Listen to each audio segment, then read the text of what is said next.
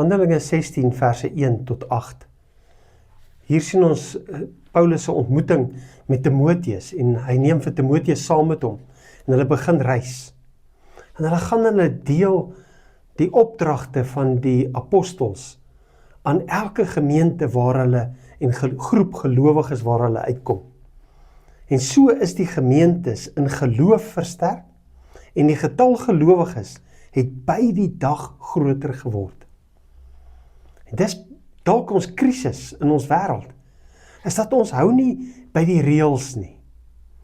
Ons hou nie by die voorskrifte van God nie, want ons ken dit nie, want ons lees dit nie.